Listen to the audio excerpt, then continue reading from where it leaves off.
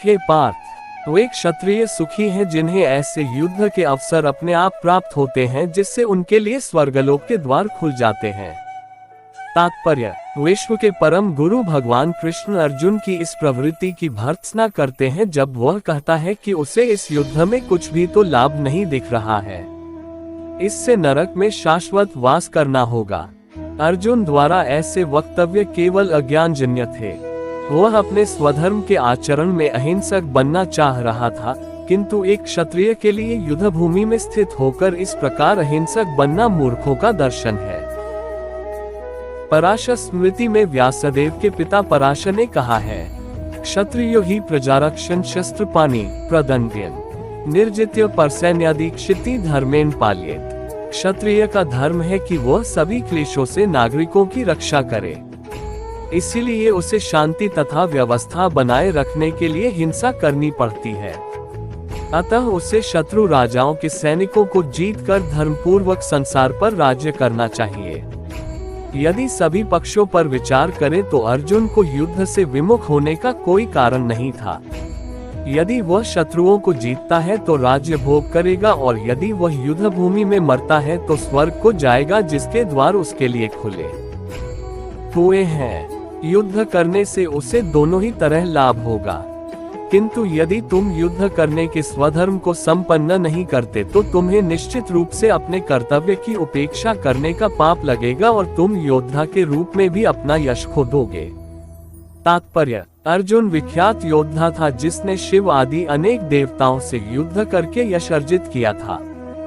शिकारी के वेश में शिवजी से युद्ध करके तथा उन्हें हरा कर अर्जुन ने उन्हें प्रसन्न किया था और वर के रूप में पाशुपतास्त्र प्राप्त किया था। सभी लोग जानते थे कि वह एक महान योद्धा है।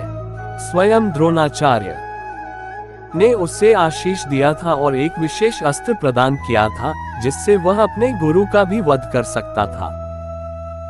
इस प्रकार वह अपने धर्मपिता एवं स्वर्ग के राजा इंद्र समेत अनेक अधिकारियों से अनेक युद्धों के प्रमाण पत्र प्राप्त कर चुका था, किंतु यदि वह इस समय युद्ध का परित्याग करता है तो वह न केवल क्षत्रिय धर्म की उपेक्षा का दोषी होगा, अपितु उसके यश की भी हानि होगी और वह नरक जाने के लिए अपना मार्ग तैयार कर लेगा।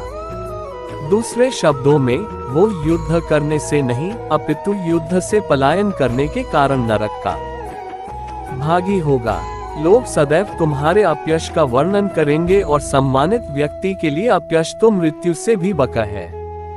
तात्पर्य: अब अर्जुन के मित्र तथा गुरु के रूप में भगवान कृष्ण अर्जुन को युद्ध से विमुख न होने का अंतिम निर्णय देते हैं। वे कहते हैं, अर्जुन, यदि तुम युद्ध प्रारंभ होने के पूर्व ही युद्ध भूमि छोड़ देते हो तो लोग तुम्हें काय कहेंगे, और यदि तुम सोचते हो कि लोग गाली देते रहें किंतु तुम युद्ध भूमि से भागकर अपनी जान बचा लोगे तो मेरी सलाह है कि तुम्हें युद्ध में मर जाना ही श्रेयस्कर होगा। तुम जैसे सम्माननीय व्यक्ति के लिए अपकीर्ति मृत्यु से भी बुरी है, अतः तुम्हें प्राण भय से भागना नहीं चाहिए, युद्ध में मर जाना ही श्रेयस्कर होगा। इससे तुम मेरी मित्रता का दुरुपयोग करने तथा समाज में अपनी प्रतिष्ठा खोने के अपयश से बच जाओगे। अतः अर्जुन के लिए भगवान का अंतिम निर्णय था कि वह संग्राम से पलायन न करे अपितु युद्ध में मरे। जिन जिन महान योद्धाओं ने तुम्हारे नाम तथा यश को सम्मान दिया है वे सोचेंगे कि तुमने डर के मारे युद्ध भूमि छोड़ दी है और इस तरह वे तुम्हें तुच्छ मानेंगे। तात्पर्य: भगवान कृष्ण अर्जुन को अपना निर्णय सुना रहे हैं, तुम ये मत सोचो कि दुर्योधन, कर्ण तथा अन्य समकालीन महारथी यह सोचेंगे कि तुमने अपने भाइयों तथा पितामह पर दया करके युद्ध भूमि छोड़ी है। वे तो यही सोचेंगे कि तुमने अपने प्राणों के भय से युद्ध भूमि छोड़ी है। इस प्रकार उनकी दृष्टि में तुम्हारे प्रति जो सम्मान है वह धूल में मिल जाएगा। तुम्हारे शत्रु अनेक प्रकार के कटु शब्दों से तुम्हारा वर्णन करेंगे और तुम्हारी सामर्थ्य का उपहास करेंगे। तुम्हारे लिए इससे दुखदायी और क्या हो सकता है।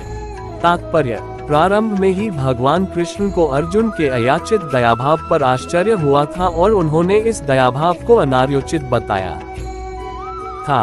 अब उन्होंने विस्तार से अर्जुन के तथाकथित दयाभाव के विरुद्ध कहे गए अपने वचनों को सिद्ध कर दिया है।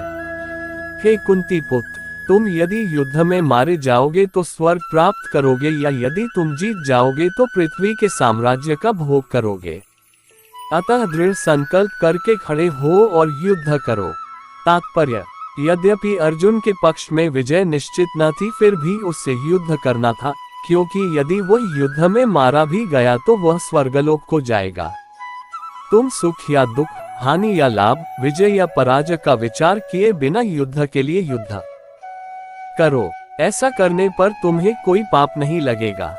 तात्पर्य: अब भगवान कृष्ण प्रत्यक्ष रूप से कहते हैं कि अर्जुन को युद्ध के लिए युद्ध करना चाहिए, क्योंकि यह उनकी इच्छा है। कृष्ण भावनामृत के कार्यों में सुख या दुख, हानि या लाभ, जय या पराजय को कोई महत्व नहीं दिया जाता। दिव्य चेतना तो यही होगी कि हर कार्य कृष्ण के निमित्त किया जाए, अतः भौतिक कार्यों का कोई बंधन फल नहीं होता।